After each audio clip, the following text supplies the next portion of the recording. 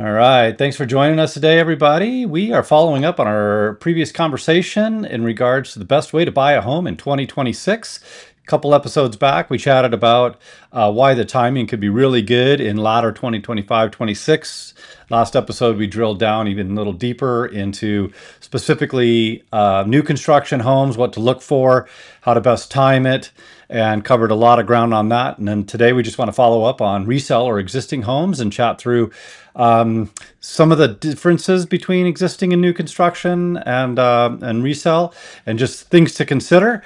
But with that, we're going to cover a lot of ground. So let's go ahead and bring in Chase Hodgson, our co-host here. How you doing today, Chase? I'm well. I'm doing well, Jerod. Good. Glad to hear it. We were talking just briefly before the episode that things are kind of doing what they've been doing. Kind of, we get, stepped on the gas a little bit, and then we kind of slow down a little bit, and we're just getting a little bit more of the same. Yeah, it is. It's one of those things. Since the Fed's announcement, we've actually seen rates go up, which is why it's so important to get that education out there as to what's going on, right? Like they cut the Fed funds rate doesn't necessarily mean mortgage rates come down. So it's all market driven. Yeah. Yeah. Well, this is, right in what we've been talking about, right? It's being prepared, and we're going to get into these details. Be prepared so that when it's time, to strike, strike while it's hot. So how to best position yourself, things to consider, why good professional representation is going to help you, to do that in the most efficient, least costly way. So with that, let me just pop into a couple of small housekeeping items here real quick. For those of you that I haven't met, my name is Jerod Lee. I'm the associate broker and team lead here at My Home Connection, also known as MHC Realty. And our sponsor for today is the Perfect Home Buying Process. We've been developing this just came over 20 years. So we've implemented a lot of tools, a lot of skills, a lot of resources into helping you, before the home buying process, during the home buying process, and even after. So we'd love to share these resources with you. Specifically, we'd like to offer up a no obligation consultation, just kind of chat about where you are specifically in your efforts, because every buyer is unique. The market is ever changing, so unique times for sure. Specifically right now, Chase is offering up to $500 on the appraisal on the purchase of your home, and we're going to help with up to $500 on the home inspection.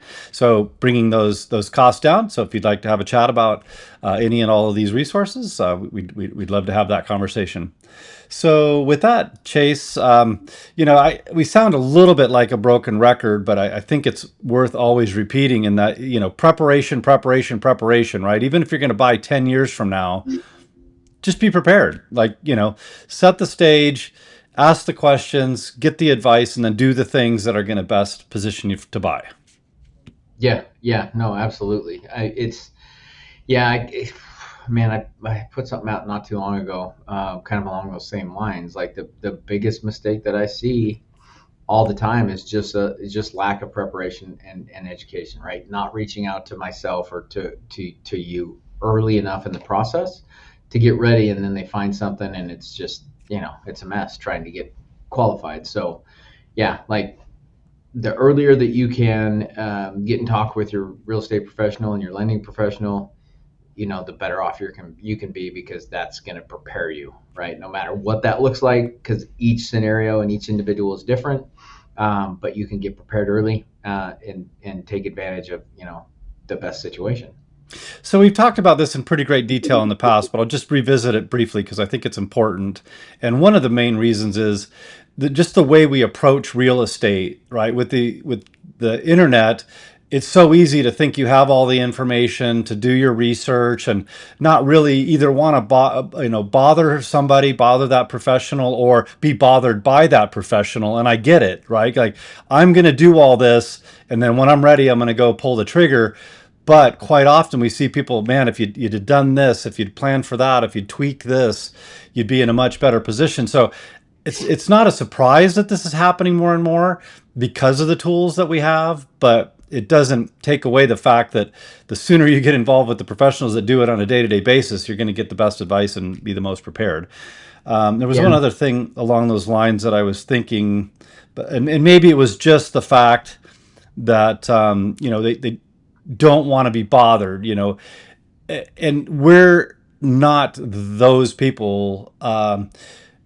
where, your pace is our pace. So if you reach out to us, you're not going to get, pelted with all this solicitation and pressure to move. So I think, that's a fear we really want to drop down, is that, hey, if this is a year, 2, 3 out, that's okay.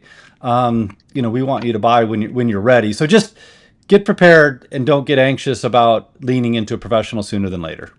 Yeah, no, exactly right. And sometimes it is that long, right? Sometimes it's Yeah. a month, sometimes it's right now, sometimes it's a year from now.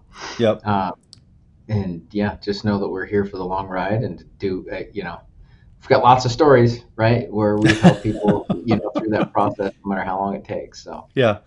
Yep, absolutely. Well, let me pop down to here. So, we already kind of talking about this personal professional advice, and we talked about in the new construction side of things where you've got an on-site rep that's beholden to the builder, and that is not the best position that you want to be in, right? You want somebody that's representing your side, negotiating for you, watching out for your best interest, talking about the market in its entirety and kind of the overall big picture. Where on-site reps, they're just hyper focused on that community with that builder, and not that they're going to necessarily do you wrong, but they're going to be limited in their scope and their ability to do the things you need them to do.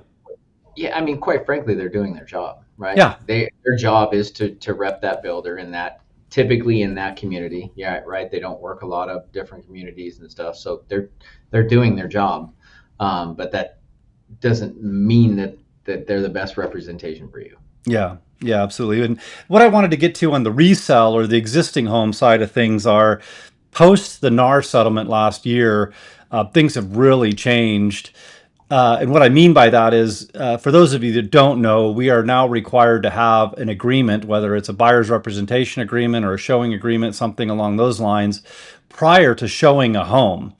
So what it did in the past was allowed us to meet a client, or, potential client, to show them a home, get to know each other, and make sure that it was a good fit, before you feel kind of obligated, right? The showing agreement's less of a it's a shorter timeline, less of a commitment. The buyer's Right. rep agreement can be structured however the agent puts it together. But I guess what I'm going to is, now you have buyers that are talking with buyers agents, getting the requirement of having some type of agreement, not wanting to go there, so they're going directly to the listing agent, which is one of the worst things you can do, right? For, Yeah. for, for, for the same reason, actually, it's worse, because that listing agent is looking to sell that home for that client, Right. and Very. they're unable to help you negotiate, to really kind of understand what all your options are. So, unless you just want that agent to push papers around, which they can do, um, that's all. I mean, that's all they can do. They can't watch out for your best interest. Yeah, that's a weird situation. We see that, we see that often still, like, the agents representing both sides.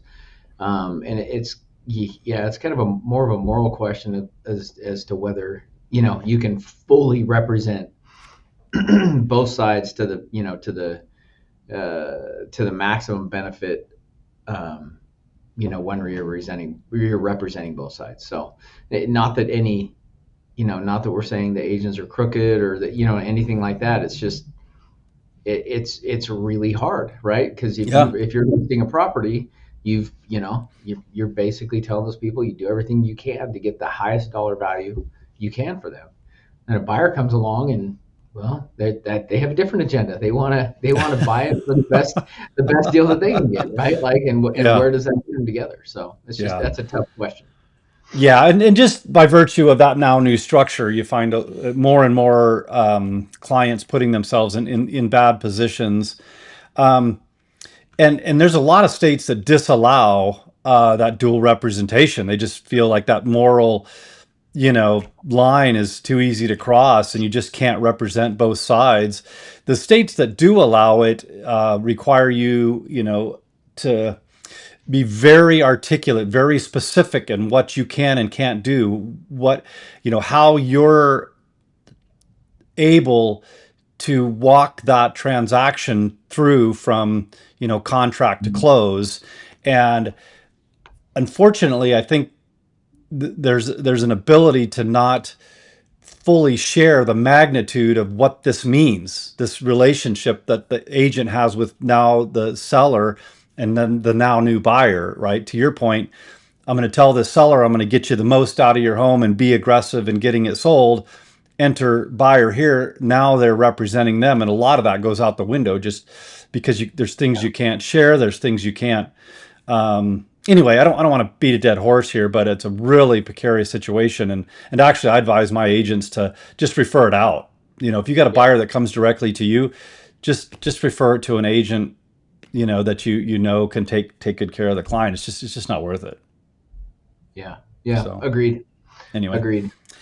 And then on the lending side, this takes out the whole in-house lender for new construction and things like that, which clears a lot of things up. But on back to our previous conversation, the sooner they get a hold of you, they're looking at the right house, right? They're not looking at stuff out of their budget or stuff that doesn't qualify for the type of loan that you got them. Right. I really love this house, but I'm getting a VA loan and it doesn't qualify for the VA loan. So, Right. if they don't talk to you and nail down what loan type that they're going to get, because it might change, right? They think they might go for this loan type, but you might find a preferable program for them. And now you look at other things. Yeah, and that's it, right? People only know what they know, right? Like, Yeah. veterans automatically think they need to use their VA, and we want to see all our veterans use the benefits that they've earned, right, and Yeah. sacrifice for Absolutely. sure.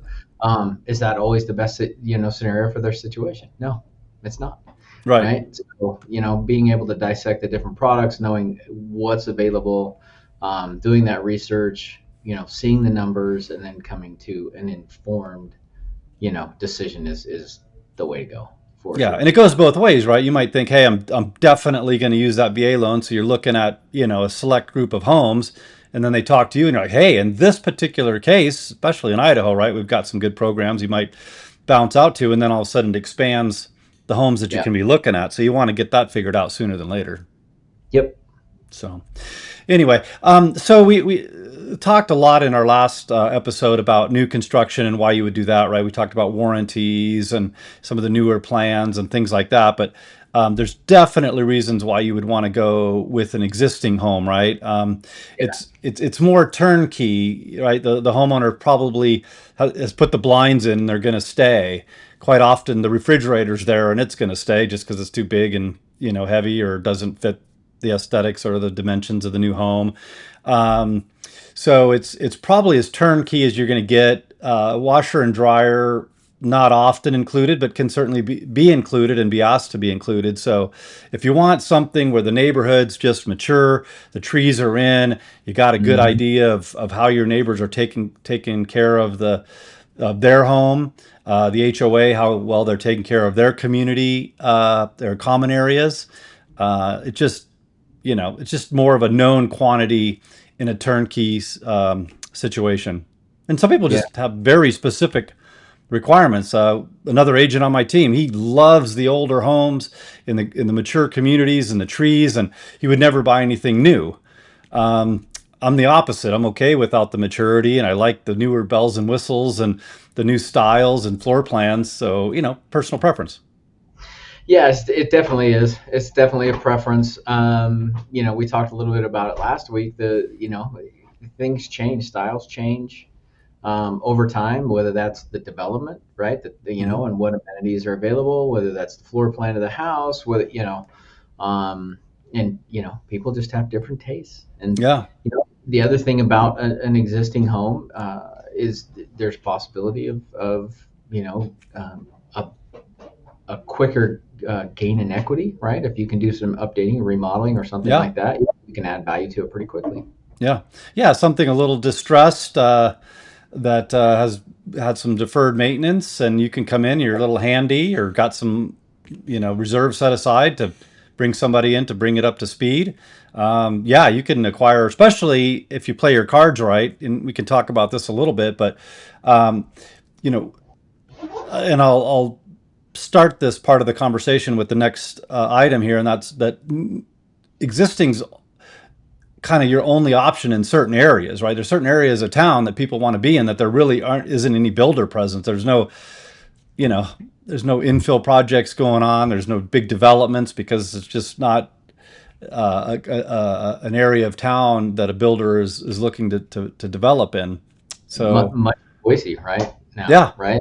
Much of Boise is built out, and there's not a lot available for new construction, or only small pockets. And some of the most popular areas are those foothills, and there's if you want to live there, the option is existing. So yeah, yeah. The one thing I that popped into my mind are the unique things like for those folks that want that formal and informal living room. hmm Now we kind of got some areas like you might have a loft upstairs and then a living room downstairs or something like that. But that's kind of one of those obvious ones. Like, yeah, you're probably not going to get formal dining or formal living. Like, that one's always been interesting to me, right? Because a guy with three kids, like yeah, living room upstairs, family room downstairs, we can kind of contain the mess, and when guests and stuff come over, you know what I mean? So I don't know. I like it, but things change. Everything's kind of in that one room now. So yeah, yeah. To each his own. So if you again, if you're looking in a specific area, it might be the only option. If you have some unique things that aren't necessarily in the new floor plans, or you like that idea of a mature area, or lack of construction, right? You go in a new construction area and you're kind of in the first stages of phase one, and now you're going to have 2, 3, 5, 10 years worth of you know construction happening, dust, vehicles, and yep. all that. Yeah, there is some traffic from the construction for sure, and some issues being the first one. But again, being the first one, like we talked about, you have the best chance of massive equity increases over time as that development gets built out. So Yeah, yeah, absolutely. So there's definitely reasons to do that, but kind of the best way or reasons, well, both the best way and the best reasons to buy, resell. So we talked in last episode about the last year and a half or so being kind of this correction period, this adjustment period, right?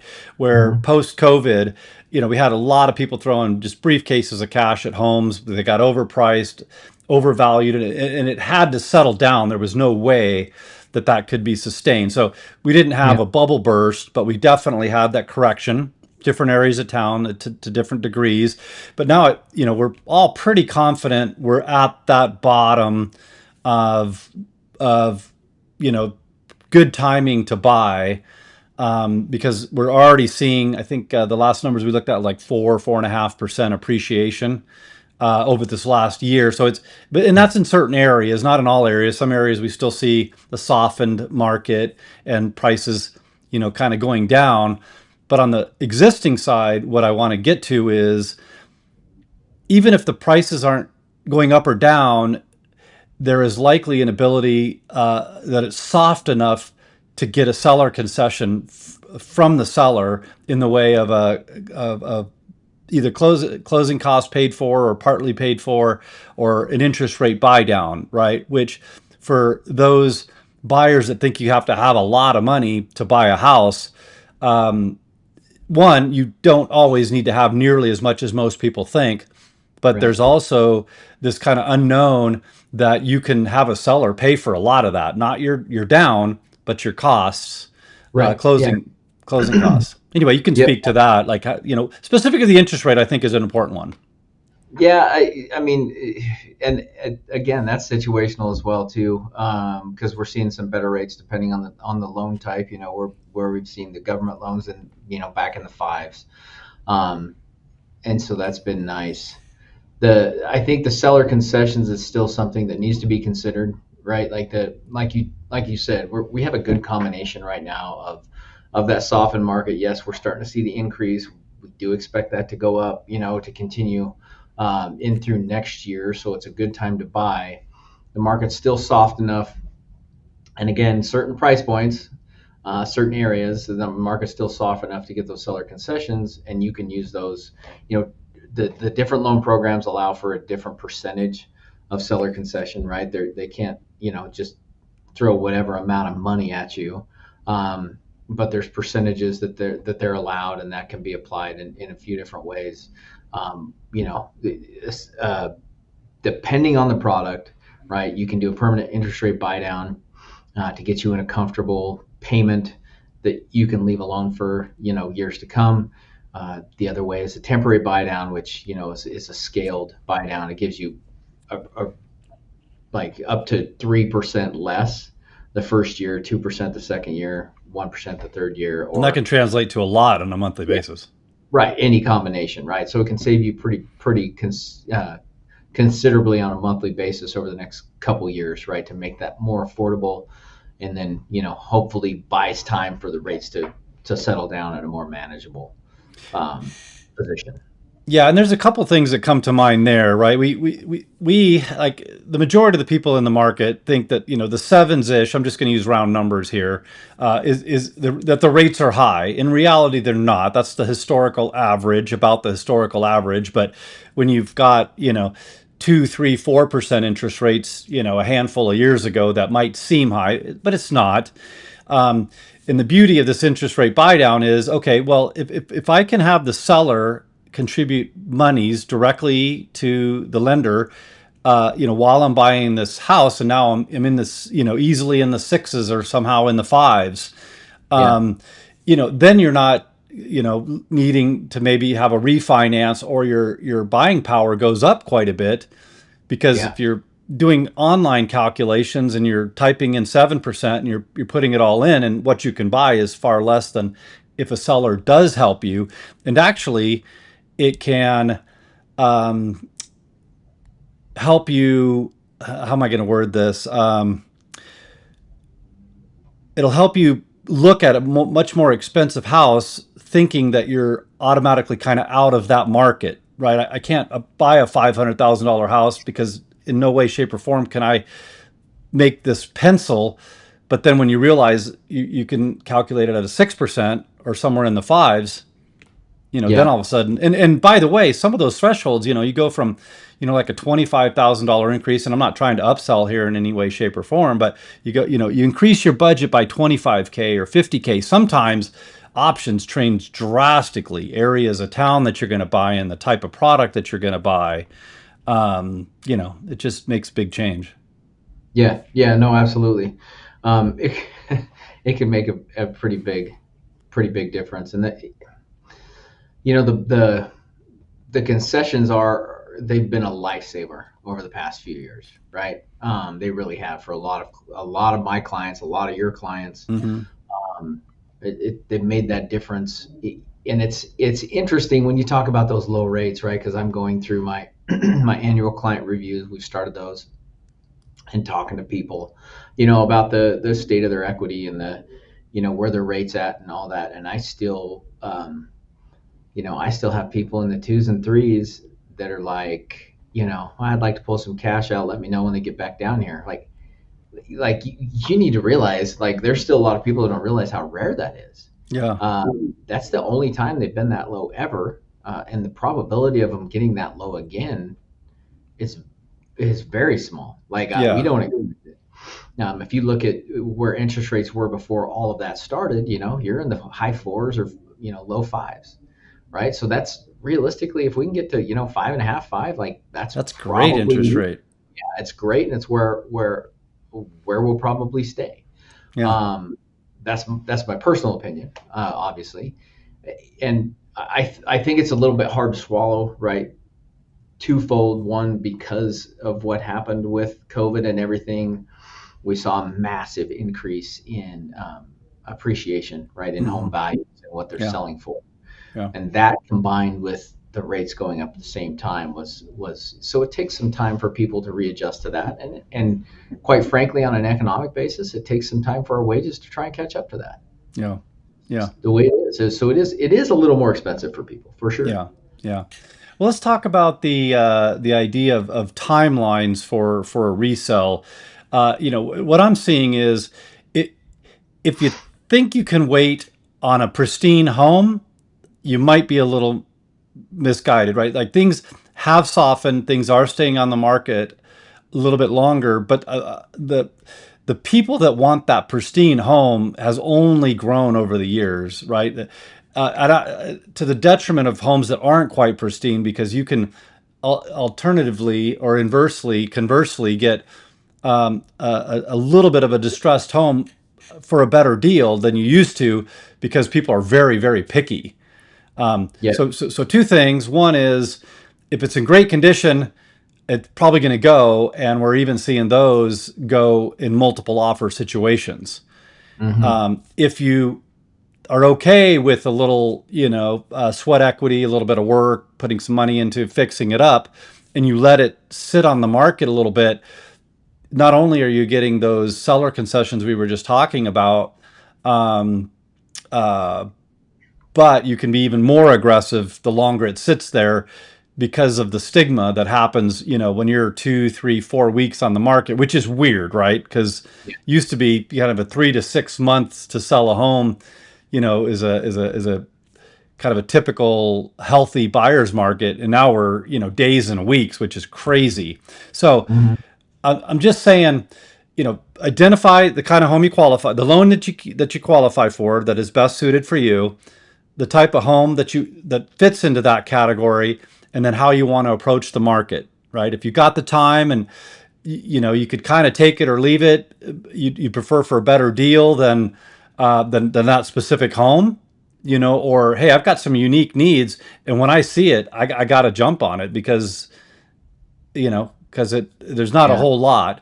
So what I'm getting to is that as the year changes, the market can soften in the winter traditionally because of the seasonal issues, right? It gets a little colder, gets wetter, kids are in school, and all that. Um, which, if you're looking for the good deal, that's okay.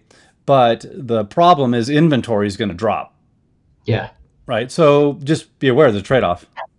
Yeah, and that's the thing. Then, as in, and it's just it's that chain reaction. As inventory goes down, then prices go up because things become more scarce. It's just your basic supply and demand economics.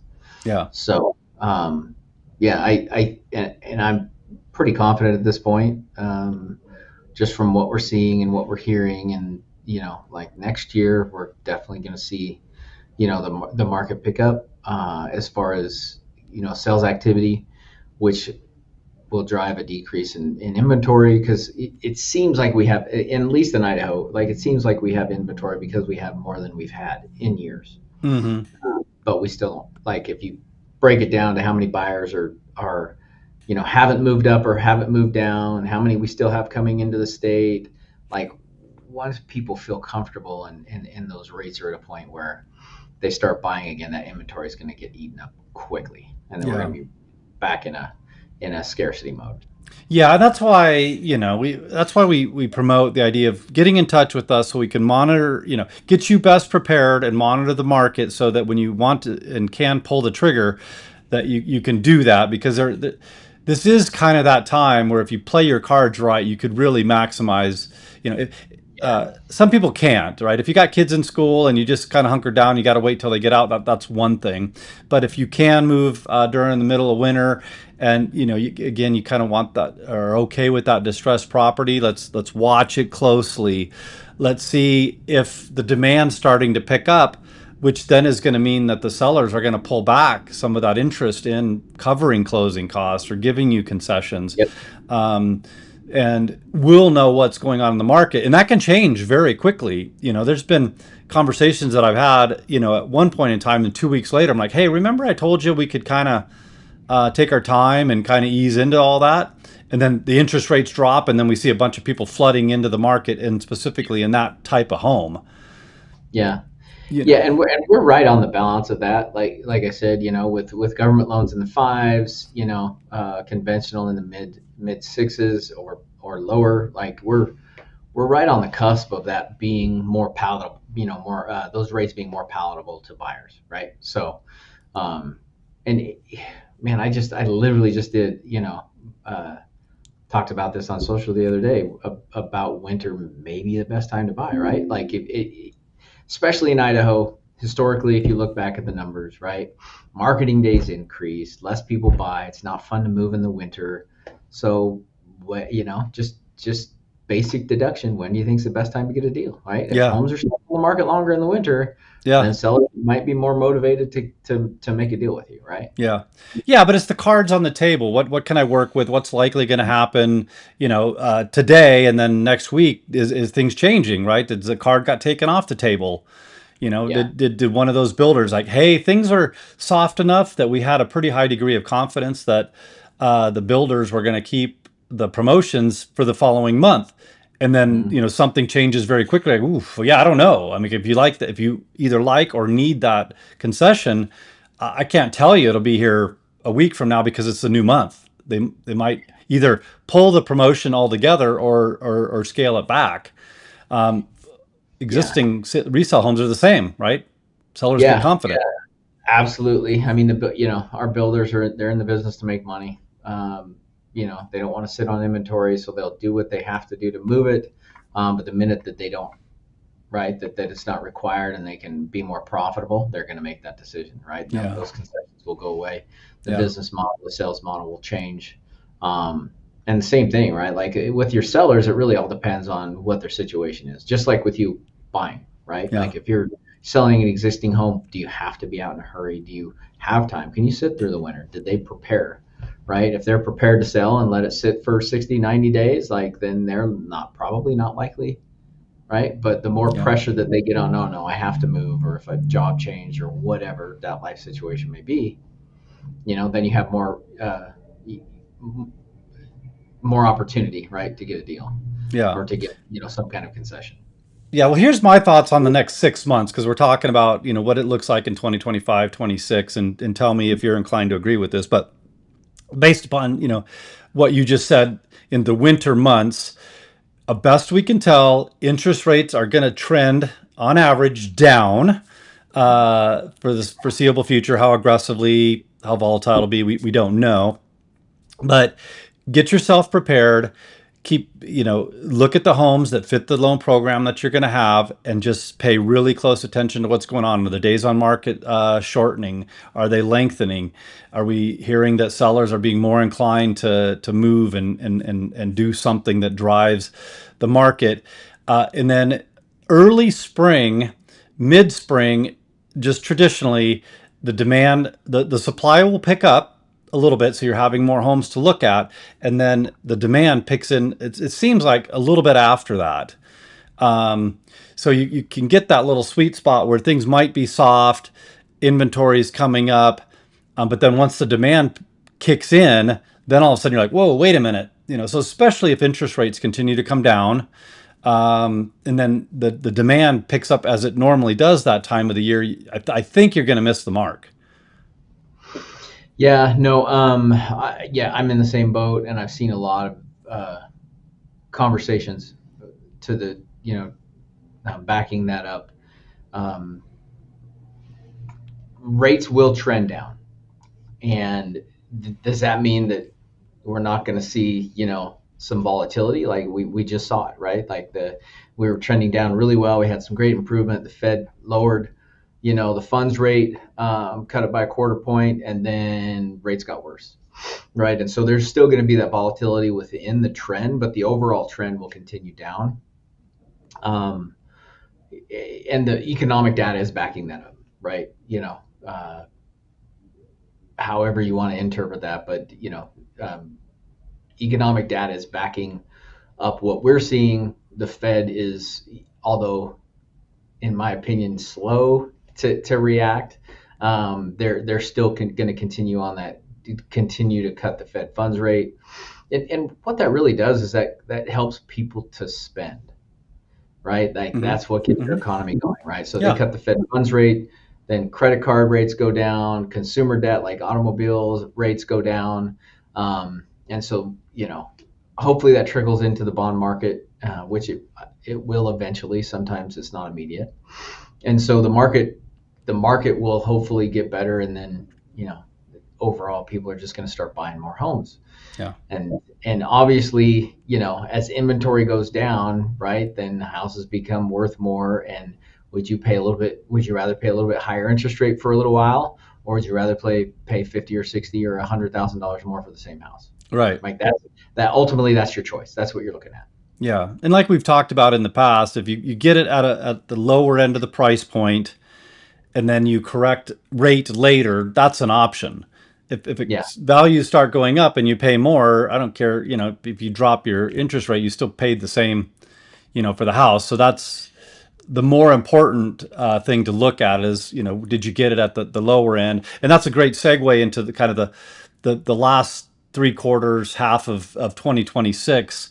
And I know we're getting way past the crystal ball area here, but I think for folks that haven't bought by then, they're going to be very disappointed. The Yeah. sellers are going to pull promotions because that happens quite often during that time of the year anyway. So Yeah. if rates have been trending down, still trending down like we think they're gonna, and consumer confidence is going up, right? We don't have, much of anything for them to be concerned about. A lot of the things, the wars that were going on, the election that we had, a lot of those things are kind of cleaned up, and everything's strengthening at this point. So as soon as those rates go down and buyers come on, and those promotions and seller concessions go away, I really think certainly the last half of next year, people are going to be disappointed they didn't buy. Yeah. Yeah. And I think I think people are a little pessimistic right now about jobs. Those numbers Mm, are weak. And that's going to help continue to drive the Fed to do what they need to do to reduce that. And then yeah, as the fund rate comes down, people are going to spend more. They're going to gain more confidence. And it ultimately, yeah, I don't know how long it's going to take, but I would think by spring we'll see early spring we'll see a pretty big difference in the housing market. And again, like the builders are in it to make money. yeah, Um, they will raise prices the minute that they think they can get it right, and we're yeah, seeing that right, with concessions, right? Because that is the concessions they're offering um, ultimately helps them hold the price point that they have, right, right? So as the market softened, they didn't reduce their prices; they offered seller concessions, right? right. Which lets them hold that sales price where it is. It's a It's great a little point. bit of a shell game, Yeah, right? But they want to hold those prices, and then they will increase it the minute that they can.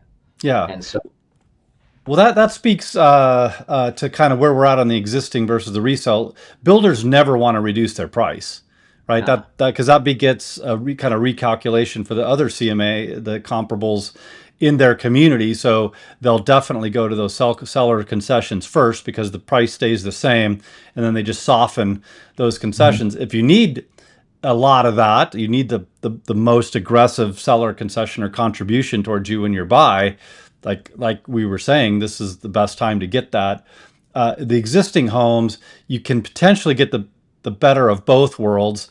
um, but here's a pro tip in that if your knee jerk is I want to ask a seller, an existing home seller, to reduce your price, first look at what it's going to cost you to buy the rate down, because it could cost you less to buy the rate down, or the seller less to buy the rate down. So it's beneficial to them because net it's a more attractive situation, and for you it reduces your monthly mortgage and significantly minimizes your interest that you pay over, certainly over the long term of the loan.